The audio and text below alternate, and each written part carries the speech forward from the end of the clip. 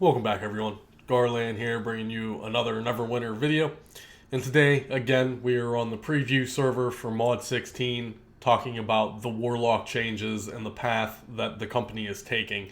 This is going to be part 2 of the mini-series. If you haven't watched the part 1 video, I encourage you to go back and watch the previous part 1 video. And today we are going to be focusing on part 2, which is going to be the Hellbringer Paragon path. So without further ado, this is going to be a longer video. Let's jump right in and get to the discussion. Alright guys, and specifically looking at the Warlock Hellbringer in Mod 16, this is considered the DPS spec for the Warlock currently. Now if you watched the part 1 video, I talked about how they should remove healing from the Warlock completely, and Hellbringer should be focused on the AoE aspect of DPS. However, that's not the case, so I don't really want to theory craft too much about Hellbringer solely being for an AoE situation, because unfortunately, that's not how it's going to be. And unless they make significant changes to the classes, chances are Hellbringer is going to be your go-to DPS when the polished Mod 16 build is finally done. So let's go ahead and jump and talk about this stuff. First and foremost, let's go ahead and look at the at-wills. We have Eldritch Blast, Dark Spiral, Hellish Rebuke, and Hand of Blight.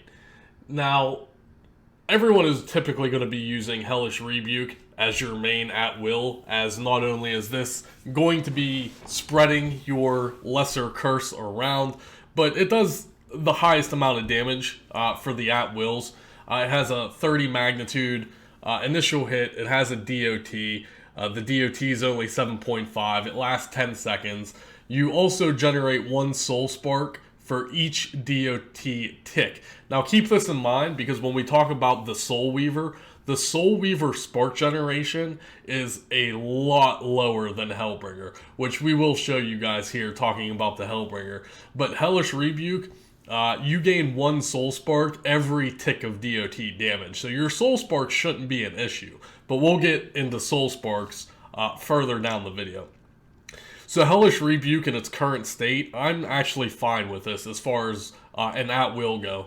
You're not supposed to be doing a whole lot of damage. You know, at-wills are meant to be fillers. If they wanted to slightly increase the damage a little bit and make the initial hit maybe 50 magnitude, and the DOT should be 10 magnitude, I don't see it getting outrageous. You know, this is not our main damaging ability. It's a filling ability. And the same thing with all these other at-wills. No one is typically going to use them. Eldritch Blast, for instance, I believe doesn't give you any spark generation at all, so therefore no one's ever going to use this. Hand of Blight has its own effects on it with the damage reduction. A lot of people use this as their secondary. I simply use Dark Spiral as the secondary because it has a very high magnitude, or a high possibility when you fire all 3 charges at an enemy, but you also actually you can keep building your charges basically, and it's the old system again. So if you kill an enemy with a charge, you're going to gain a charge back. You can only have 3 charges. Now people used to use this for the AP gain, however I believe they removed the AP gain on this, so it comes down to personal preference what you want to use as your secondary. I just like to put it on there. I very rarely even hit my secondary button, to be honest. Usually I will just spam Hellish Rebuke. Let's go over to the dummies here real quick. Like I said, right now I don't have any main issues with Hellish. Like you said, I'm using All-Consuming Curse, which is going to spread the lesser curse. And the overall damage for an at-will is nothing spectacular. So like I said, not too shabby. Not any changes are really needed as far as the at-wills go. But now let's get into the bread and the butter here. Let's take a look at these encounter powers. Like I said in part 1, if you guys didn't watch that video, the synergy on the Warlock is very bad right now. They want it to do with lesser curse and having to spread lesser curse, and then some of your abilities will take that lesser curse for additional effects. So let's actually focus on a single target right now. I do have a few builds here. So today we're going to look at the Hellbringer AoE and the single target, but let's specifically look at single target.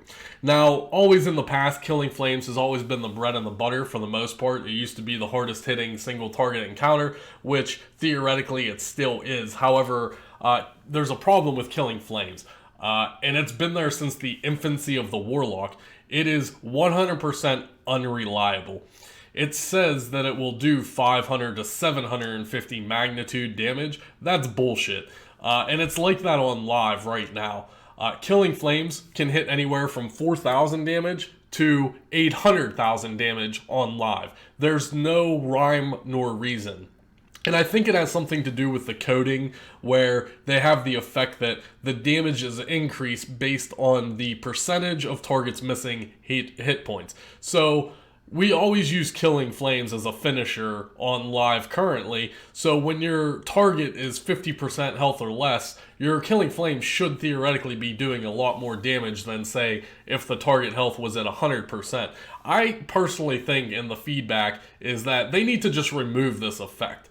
Remove the diminishing effect on Killing Flames, make Killing Flames the hardest hitting single target encounter we have, make this do anywhere from 800 magnitude to even 1,000 magnitude across the board, period. You can increase the cooldown if you want, increase the cooldown to 15 seconds overall, but there is no reason to have this effect in the game anymore. Now, very minorly, the added effect here is, if you kill a target with this power, you spawn a soul puppet. Keep that in mind, because soul puppets are a very big deal for the single target build. And this is one of only two that you can actually spawn a soul puppet, which we'll just talk about that next. But this should either just spawn a soul puppet on hit, or take that effect off as well. So that's Killing Flames. Now, right along the lines, like I said, Hadar's Grasp, again, is the only other ability that can spawn a soul puppet, and this is a big deal. So it has a magnitude of 200, it has an added effect of a stun, and the stun itself has a 2-second duration. Now, the Warlock's Curse Consume effect, which is your lesser curse, is what actually spawns the soul puppet. So for instance, if I cast Hadar's on this right here, it's not going to spawn a soul puppet. I actually have to have lesser curse on there, and that's one of the main reasons we are forced into using all-consuming curse. So if we go ahead and pop our Hellish, there you go. There's our Hellish Rebuke.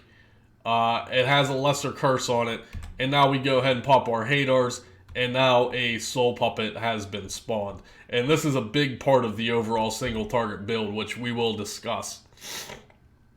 Now, as far as other single target encounters, as a Warlock, you really have no other options. You are going to choose from Hellfire Ring, which I don't particularly like. I think the damage can overall be increased on this as well. The only reason I'm using it on the single target is as it will spread a lesser curse again. So you have lesser curse being spread by that means if you're not spamming your at-wills. But I think the overall damage should be increased on it slightly.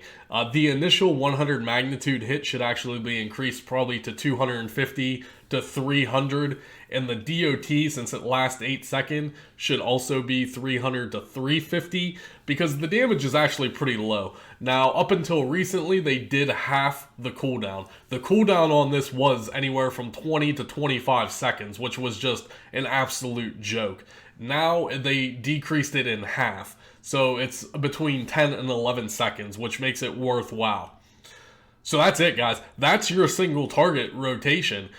Killing Flames, Hadar's Grasp, and Hellfire Ring. The problem is that all of these other abilities are not good. So, for instance, if we look at Vampiric Embrace, it does somewhat decent damage, but it's not very consistent, and the temporary hit points should be reworked into something else, because this is just not good. Now, this does have a lifesteal ability. It says that you get 50% of the damage dealt. Well, if you're only hitting for, a couple thousand, you're only getting healed for a couple thousand. So let's say you hit something with Vampiric Embrace for 30,000. you're theoretically only going to heal yourself for 15,000, which isn't really that much considering most players at endgame have 300,000 HP. Also, for single target, if you so choose, Dread Theft, again, it's not good. The damage theoretically should be good, but it's very clunky. It's the same old Dread Theft with the laser beam. This should be completely reworked into something else entirely in my eyes. The damage, like I said, is okay, but it's more along the lines for AoE, not single target. It refreshes your Lesser Curse on all the targets hit, so if you want to synergize Dread Theft with Curse Bite on AoE, which we will talk about, you can, but it's so clunky because the laser becomes unmanageable at a point. And plus you're also locked into position, right? When you're losing Dread Theft, you're locked into position. You can't do anything else other than Dread Theft. Now we do have Curse Bite, which I did use in the single target rotation because Curse Bite was doing a lot of damage and you get 2 charges of it. Now the mechanics of Curse Bite is you have to Lesser Curse something, right? You have to have Lesser Curse on a target. So let's just, for instance, have 2 Lesser Curses here. Bam, there's our Curse Bite, which hits both of them. And you get 2 of those. But remember, you also have to make sure you have your Lesser Curse reapplied before you can hit Curse Bite again. So I like it, but I don't like it. I would like to see them actually incorporate the spark generation with Curse Bite. Instead of removing Lesser Curse from Curse Bite, you should just have it where every time you cast Curse Bite, it should take 3 Soul Sparks from you, period. So let's just theorize. Say we go ahead and attack this. Watch our Soul Spark generation here. So now that we're building Soul Sparks, there we go, full sparks. And then you can unload Curse Bite as many times as you want. There wouldn't be a cooldown on it, etc. And it would just take 3 sparks away from you. That would be my recommendation. However, I highly doubt that's going to happen. But that would be my recommendation. Also, they did recently nerf the damage on this. It was 250. They nerfed it down to 220, which, I mean, they could even nerf it down to 200 if they wanted to, but they need to change the mechanics on it. The whole thing with Lesser Curse and the Synergy, it doesn't work very well. Moving along here, we have Fiery Bolt, which was changed back to an AoE. They wanted to experiment with this. They made Fiery Bolt a single target with a very high magnitude on it. Well, now they reverted it back to an AoE, which I'm actually okay with. I want Fiery Bolt as an AoE, but at the same time, I want that AoE damage increased. 160 magnitude is not very good. This should be 200 to 250 magnitude on an AoE. Now we're coming into the powers that no one's ever going to use, right? No one's really going to use Rampant Embrace. No one's ever going to use Infernal Spheres. No one's going to use Blades anymore. Very few people are going to use Arms of Hadar. Like, all of these powers need reworked in a manner that it gives the player the option, well, maybe I want to use this over this. No, there's not that option anymore. You're going to use Killing Flames, Hadar's Grasp, Hellfire Ring, bada bing, bada boom. If you want to be an adequate endgame Warlock, currently on preview, that is the setup that you're going to be running, whether you like it or not. It doesn't matter if you want to sub in any other ability, you're going to ultimately lose DPS in the long run.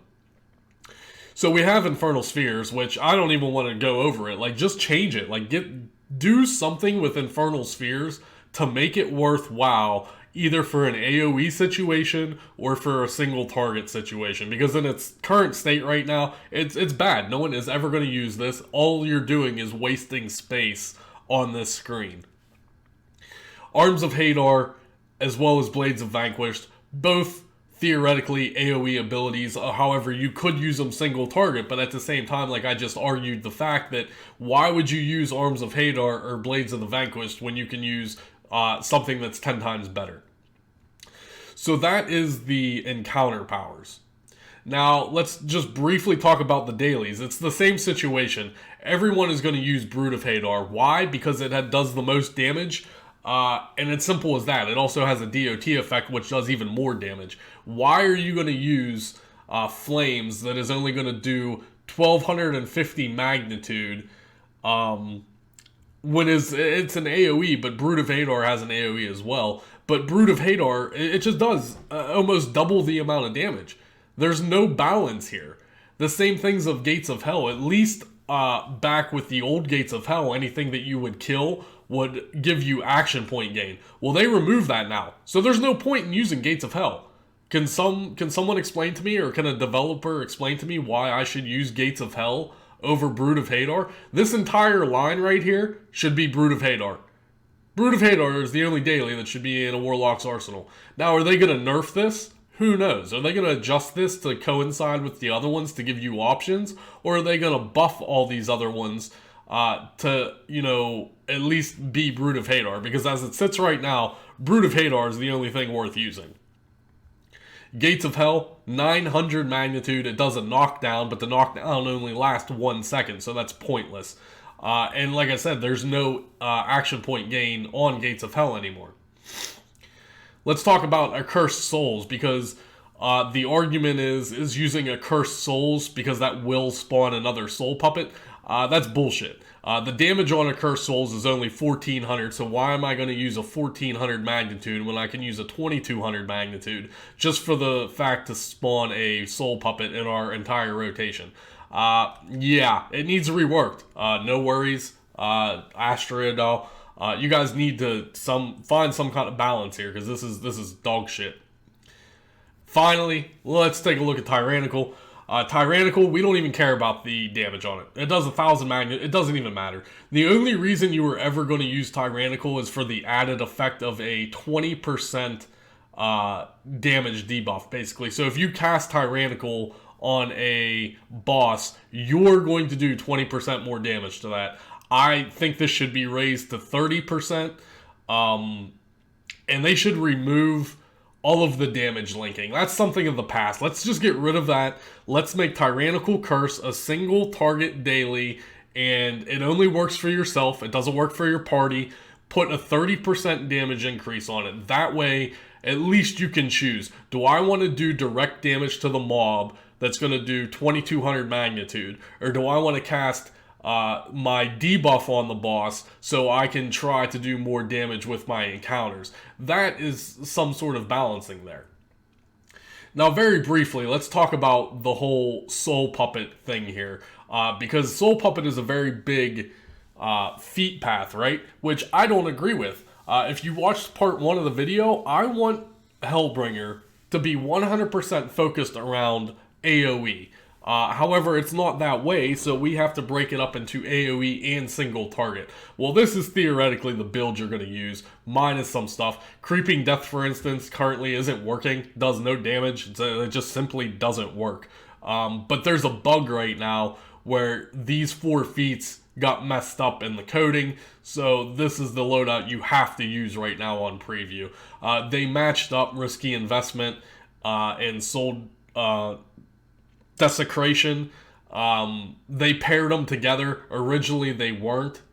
Now they paired them together, so it's an either or category here.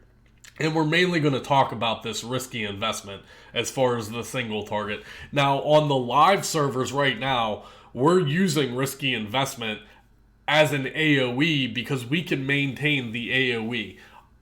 Currently on Mod 16, you cannot. You cannot maintain this in an AoE situation. It has to solely be used on a single target loadout. And let's discuss this right now. So what is this Risky Investment bullshit we're talking about here?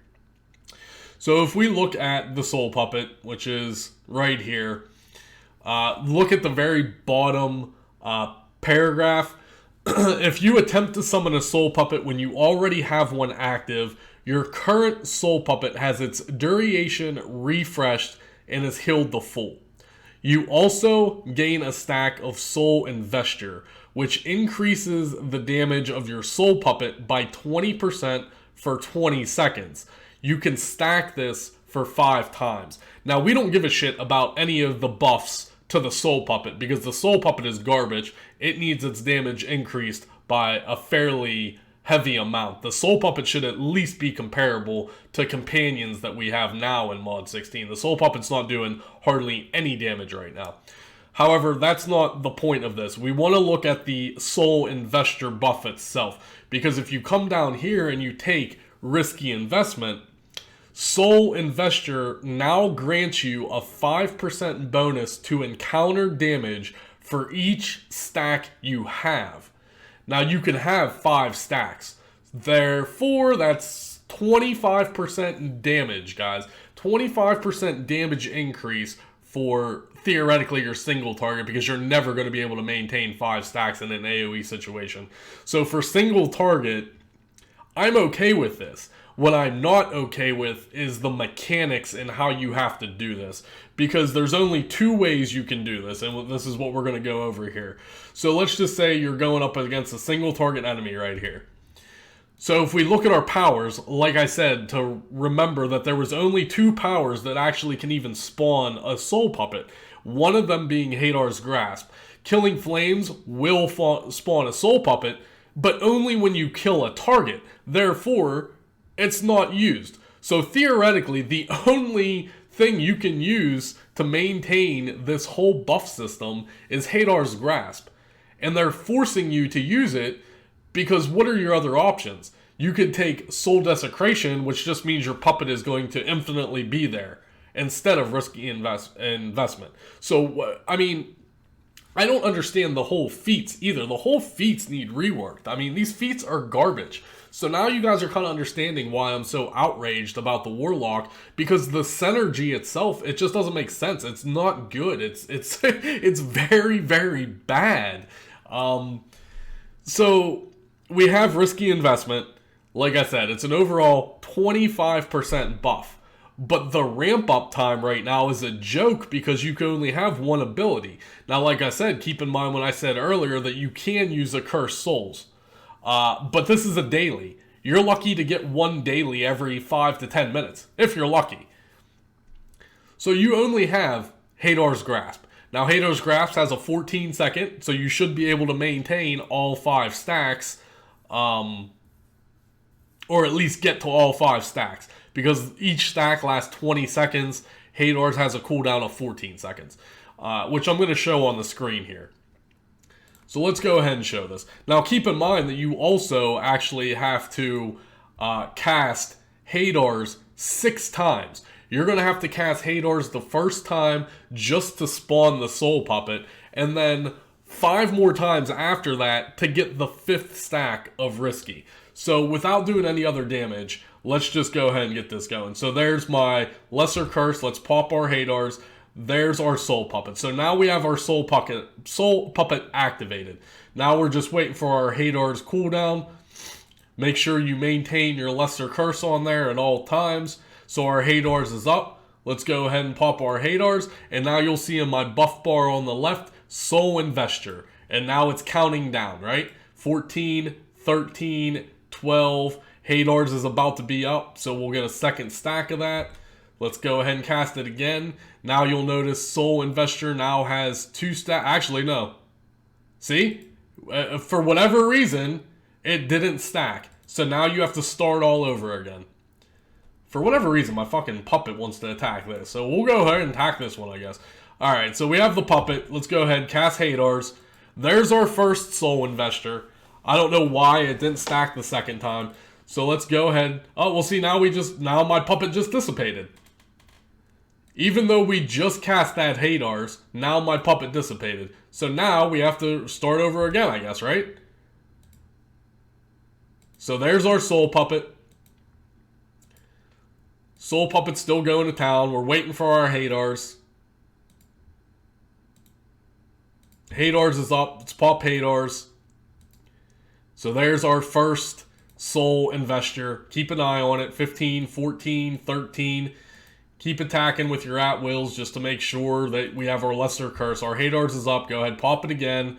There we go. Now we got it cooking. So now Soul Investor has 2 stacks.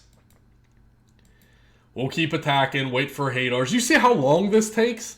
Now try managing this in a boss battle where you have to dodge the whole time. Can you imagine trying to do this in Cradle or Tomb of the Nine where you have to manage running around without getting hit? So here comes our Hadars again. Now you can see we have Soul Investor 4 stacks. But can you imagine trying to do this in a dungeon? Like the whole thing is just so clunky. And it just sucks. I mean, look at the ramp up time. So here we go. So there's our 5th stack. So now you can start unloading your shit because you have a 25 increase, right? 25% increase. Now watch what happens when I try to refresh this again. Because I'll tell you right now, it doesn't work. And this is what happens on live right now. So 3, 2, 1, we cast our soul again, but it doesn't refresh. And that's a problem. And that's something that needs addressed. The Soul Investor, once you reach 5 stacks of it, it'll count down from 20 seconds, and even if you reapply your Hadars again, it doesn't refresh the stacks. So you have to start that whole process completely over again. That is nonsense. Okay, that is just pure and utter nonsense. If you're in a single target situation in a boss, for example, doing Cradle, not only do you have to dodge all the red in Cradle while trying to maintain your 5 stacks, or at least get the 5 stacks, but now, once you get the 5 stacks, it doesn't matter. You only have 20 seconds to do anything before you have to start that whole process again. That whole process takes about 2 minutes and 30 seconds to ramp up. That's one of the main problems I've always had with the Warlock, even on current live servers, and what they're doing in Mod 16. They want the Warlock to have this big ramp up time before you can actually do any amount of real DPS. I don't necessarily agree with that, but that's the direction that the Warlock is going in right now for single target. And that's all because of risky investment and the soul puppet mechanics. And like I said, the problem is that you can't maintain it. Now, what my suggestion is like I said, make Killing Flames spawn a soul puppet, no matter what. So that way you can at least have 2 abilities. So let's say you pop Hadars and a Killing Flames. Well, now theoretically that should be 2 stacks, right? Well, 1 to spawn your soul puppet and then 1 stack. But now you have 2 encounter powers that are going to at least be able to build a little faster. And they can do that same mechanic to any one of these abilities, to be honest. The sheer fact that the only ability we have is Hadar's Grasp to even spawn a soul puppet, and they made soul puppets so important to the overall build, I don't understand. Even if you put on Hellfire Ring the ability to spawn a soul puppet, there needs to be more ways to spawn soul puppets. If you change Vampiric Embrace, you change Curse Bite, any of these mechanics that we've gone over, Killing Flames especially would be the go-to suggestion, and the feedback that I would give you guys is that change Killing Flames for starters, remove the diminishing effect on it with the HP, put the fact that you could summon a soul puppet at any time, not just killing an enemy, and increase the overall damage, and Killing Flames would be done. Maybe you would entice people to use Vampiric Embrace instead of Hellfire Ring. Leave Hellfire Ring as an AoE ability, entice people to use Vampiric Embrace, but get rid of the current state of Vampiric Embrace, redo it, increase the damage on it, and give it the ability to summon a soul puppet. So now you have 3 abilities in a single target rotation that makes sense. Everything would be able to summon a soul puppet then, thus increasing your soul investor stats, right? Am I wrong? Does anyone disagree with that statement, or that feedback rather? Because that's what should be happening. Now that's just all single target, guys. We haven't even started AoE nonsense yet. Let's look at the class features. Well, actually, let's look at Soul Scorch. Soul Scorch right now is a joke. As it sits right now, Soul Sparks are better to just leave them there, because you gain a damage increase by having full Soul Sparks. So you actually gain more damage by not using Soul Scorch in its current state. If you can maintain all your sparks, you're going to see my sparks will max out here momentarily. You're going to gain a damage buff when you have maxed out sparks. But if you look at the Soul Squirt damage, that's cute, I guess. 50k, and then it spawns a DOT, so it's AoE related, right? Why would you ever use Soul Scorch single target? I'm not sure. I think it needs a little bit of a buff. Soul Scorch should be doing, at the very minimum, 100k on an endgame player, because it takes all your sparks away. So, as a tab ability, they removed Warlock's Curse. Warlock's Curse is no longer a thing. But this is an AoE situation in my eyes. The DOT effect from the Soul Sparks is a DOT effect that affects AoE targets. So they need to change something for it to be single target related. But that goes back to my part 1 video of saying, well, Hellbringer should be focused on AoE, where Soul Weaver should be focused on single target. And that's most likely not going to happen, unfortunately, but that's the way that it should be. So using Soul Spark, I know some other Warlocks that have done in-depth testing already. Soul Spark was actually leading all time in DPS. And I don't disagree with that, because all these other encounters are shit. So you have Soul Spark that you can basically maintain Soul Spark, right? As long as you keep spamming your at-wills and you're gaining sparks, and then you're unloading your sparks nonstop, I can see why that's out DPSing all the other abilities, because all the other abilities obviously have cooldowns that you have to simply wait for. So you can always keep unloading your sparks as long as you maintain your spark generation. So the initial testing for that stuff, I would agree with, but sorry about that, guys. I would agree with that, but like I said, the whole Warlock overall is just, it's bad. It's so bad. I wish you guys would understand that. Some of the developers think the Warlock is overperforming, and they want to actually make more nerfs to the class. And I don't understand that. Like, do they not test? Do they not actually look at the raw statistical numbers? Like, I don't understand where they're getting their information from. So that's Soul Spark. Warlock's curse is now gone. Your tab key is now replaced with Soul Scorch. Let's look at these class features, because like I said, you're kind of forced, as far as single target goes, to use all-consuming curse, which your at-will powers now apply a lesser curse. Now you can do this without all-consuming curse. However, it's going to increase your rotation. So let's go ahead and do that real quick. For instance, if you want to take Flames of Empowerment, which I would like to take for single target, right? We're always going to take Dust to Dust. It's a raw 5% increase to damage. You're always going to take that. I would like to take Flames of Empowerment for the additional 4%. But now we're going to have to use something that actually casts Lesser Curse. Because now, remember, Hadar's Grasp has a Lesser Curse mechanic that to spawn the Soul Puppet, you have to take that Lesser Curse away. Well, previously, we were using our at-wills to cast Lesser Curse. Now, you can't do that. Without using all-consuming curse, you simply cannot do that method. So what you have to do is use an ability that actually spawns a Lesser Curse. For instance, we're going to be using the Hellfire Ring. And it just takes longer. This way it takes longer. Because think about it. Now you're going to have to cast Hellfire Ring, right? Then you're going to have to cast Hadar's.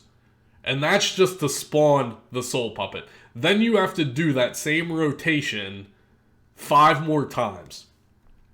So, bing, there's your Lesser Curse. Bing, there's your Hadar's. And there's your Soul Puppet going to town. Keep in mind, endgame dungeons, you better be dodging all the reds, so good luck maintaining or doing any of this, period. So there's our Hellfire Rings back up. Pop that, pop another Hadar's, and now we can start our stacking of the Soul Investure.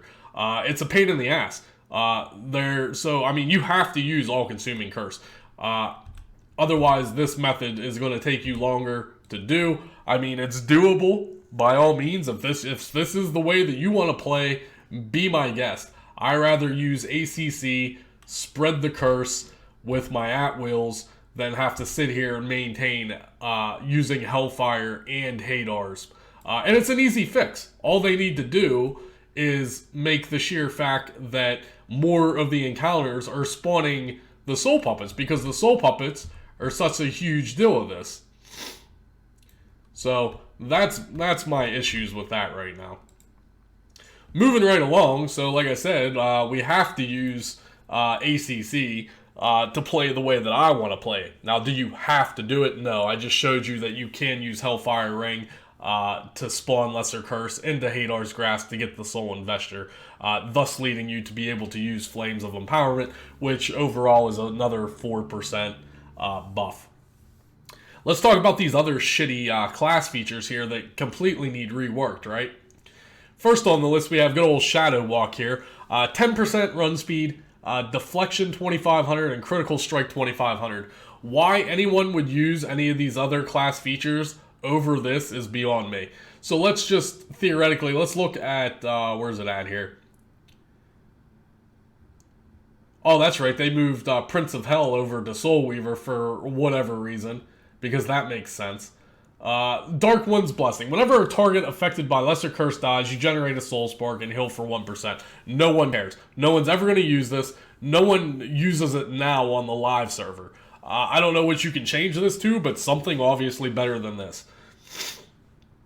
Dark Prayer. When your hit points are below 30%, you gain 2,500 defense. This is completely irrelevant, because unless you're maxing out on your defensive stats, 2,500 defense translates to 0. Unless you can meet the defensive cap for the enemy that's hitting you, it doesn't matter. This is 100% why I, as well as others, were against the opposing stat rolls. 2,500 defense is nothing. That literally means 0 unless you're hitting the defensive cap of the monster that you're actually fighting. So this is 100% completely worthless class feature.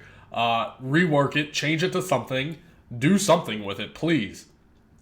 No Pity, No Mercy. I don't have a problem with this in its current state. It's just that no one's going to use it unless they're building a combat advantage build. If they're not using a critical strike build and they decide to go with combat advantage, then they're actually going to be using this.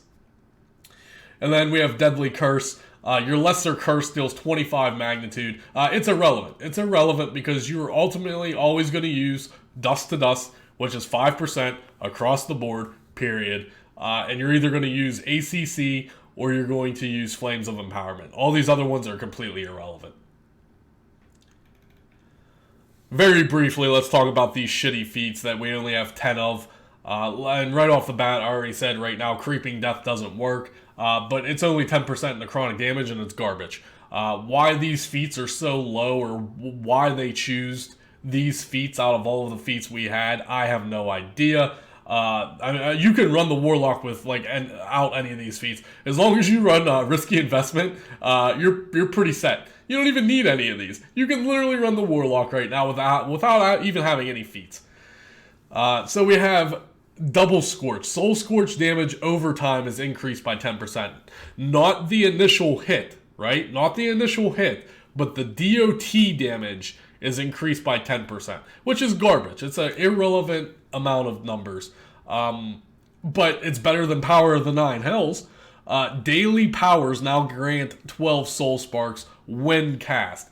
Now, if they took my idea with Curse Bite, which we'll talk about more in the AoE situation, where Curse Bite has no cooldown and no more Lesser Curse interaction, you would just draw your Soul Sparks using Curse Bite, then maybe you would look at this, because then you would get 12 Soul Sparks instantly every time you cast a daily, and it would synergize very well with spamming Curse Bite in an AoE situation. Next on the list, we got Warlock's Curse and Parting Blasphemy. Now, for the longest time, Parting Blasphemy was broke. I think it's working now, but it does 75 magnitude damage whenever a lesser curse is removed. Garbage. It's garbage damage. And we have Warlock's Curse. You deal 10% more damage to targets afflicted with Lesser Curse. Who in their right mind is going to take Parting Blasphemy over Warlock's Curse? No one. So now you're wasting more space. Parting Blasphemy is a joke. These options need to be worthwhile. There needs to be a reason for a player to pick this one over this one, right? The player has to choose. So that's why I think Hellbringer should be focused on AoE, and there could be either a puppet AoE build or a raw AoE build. But the way that these are set up right now, it's an utter disgrace. It's an utter joke. No one in their right mind, except Timmy, who has no idea what the fuck he's doing, is going to take Parting Blasphemy over Warlock's Curse. Just not going to happen. You're literally wasting space. Then, of course, we already talked about risky investment over Soul Desecration. I think, personally, that the Warlock should have the Soul Puppet removed completely from the game. Soul Puppet should be gone. If they want to introduce a Necromancer class into the game down the road, then that would be the class to put the Soul Puppet on. It's in my beliefs that the Warlock shouldn't even have the Soul Puppet at this point. But chances are is that's not going to change, unfortunately. So we're going to take risky investment for the whole reason on single target that I just went through. If you want to have a puppet build, be my guest. But, I mean, the puppet right now is very underpowered and it's just simply not worthwhile. Now, right now, I said this was bugged. I was unable to choose Executioner's Gift because they changed these 4 around. So right now, this is broke. Creeping Death simply doesn't work right now. And when it does work, 10% damage is a joke. This should be somewhere like 30% damage. Remember, Creeping Death was the capstone on the live server right now. They've demolished it. They've demolished this feat. They've nerfed it so into the ground that most people are probably going to take Executioner's Gift. Your powers deal up to 20% more damage as your target's health diminishes. Again, another bullshit diminishing thing that should just be a flat rate damage. It should just be 20% damage, period. Not as your target's health diminishes. Same with Killing Flames. Not as your target's health diminishes. Get rid of that mechanic. It causes more problems in the coding than just giving a raw out flat percentile damage. So everyone's going to take Executioner's Gift over Creeping Death because Creeping Death is it's bad. It's like 0 to 1% of the overall damage when you use an act log to parse the damage. Finally, we're coming down to Wrathful Souls versus Soul Spark Recovery. And this is all about your recovery. So I'm using Wrathful Souls right now. It's whenever your Soul Puppet attacks, your encounter cooldowns are reduced by half a second. So every 2 hits of your Soul Puppet takes 1 full second off your cooldowns. I like this because of the setup I'm using. We're using the risky investment to get the Soul Investor. Theoretically, you should always have a puppet up anyway. And that's going to be versus the every 6 Soul Sparks spent on Soul Scorch reduces your cooldowns by 1. You can argue either way of which one you want to use. Both are theoretically fine. Do they need reworked and adjusted a little bit? Absolutely. But as it sits right now, whether you want to sit here and spam Soul Scorch nonstop. Now, like I said earlier, I would prefer to leave my Sparks alone because I feel the damage output that I get from Soul Sparks isn't going to be enough to back it up. But if you did that every 2 casts, because I believe every cast is 6 Soul Scorch, yeah.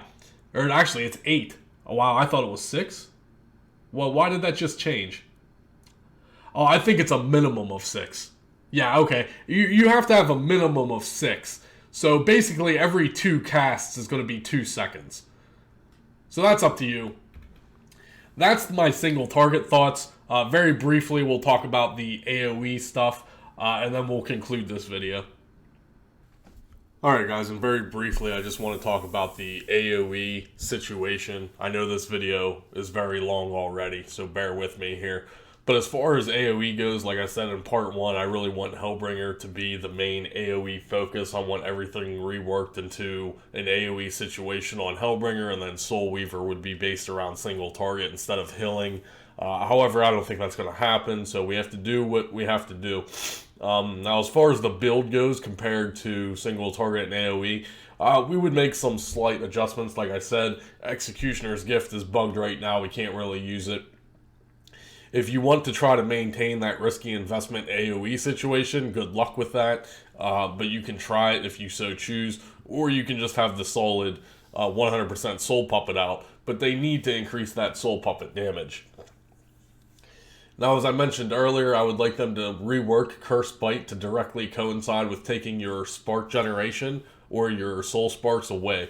So what I mean by that is, like I said earlier, when you cast Curse Bite, there would be no cooldown, there's no more charges on it. As long as you had soul sparks expendable, you would be able to chain cast Curse Bite. They can lower the damage to 200 or even 150 magnitude, but as long as you had soul sparks, this could cost X amount of soul sparks to cast. That would be one suggestion. As far as AoE, there's not really many options. No one's really going to use Dread Theft. There's no more debuff on it. It's very clunky to use, so no one's going to use it. You can't do anything else while you're focused on Dread Theft. We have some Warlocks out there that are using Infernal Spheres to spread Lesser Curse. I don't see that happening. Infernal Spheres doesn't do any damage whatsoever. It does have a low cooldown, but the damage output is horrendous. So if you're using Infernal Spheres to spread Lesser Curse and then comboing into Curse Bite, it is an option, but again, it's so clunky that it's not worthwhile. The same thing can be said with Blades, but the problem with that method in Blades is that there is already a Curse synergy on Blades. So if you have Lesser Curse on a target, your Blades will fling and take away that Lesser Curse. So you can't spread Lesser Curse with Blades to then use Curse Bite. Again, we have Arms of Hadar. Again, the damage is horrible. Yes, you can chain it. It has 2 charges back to back, and then it increases the cooldown. It has a 1-second knockdown, which some people like. I just never liked Arms of Hadar. Maybe it's just me personally. You can use Arms of Hadar to spread Curse. So what are we going to do here? Like, the ultimate setup for the most part is basically what we're using on live right now, except instead of Pillar of Power, we have Hellfire Ring, which spreads Curse. So your main Curse generation now is going to be Hellfire Ring into your Curse Bite. I believe, I think they removed the Fiery Bolt Lesser Curse. Let me look at this real quick. Well, no, Fiery Bolt still actually does spread Curse. So, I mean, that's pretty much going to be the setup, guys. Fiery Bolt is going to spread your Curse for your Lesser Curse into your Curse Bites. So, I would like more focus around the AoE aspect. The powers are fine. As far as the rotation on the powers go, I think that works out well. It's just that the damage is a little underwhelming, the mechanics are very sloppy, and ultimately, there's nothing that boosts your AoE damage per se. They recently reverted Fiery Bolt from a single target back to the AoE. Maybe they could increase the damage a little bit. Maybe this should be about 200. So I don't really have that much to say about AoE as far as I would like to see Hellbringer be 100% focused around AoE, not single target and AoE. I would like Soul Weaver to ultimately be single target and have them remove all of the healing aspects from it. Like I said, that's probably not going to happen, so we're just going to have to work with the company to get some sort of medium in the middle to balance this out. Because like I said numerous times in this video, the Warlock right now is definitely sloppy.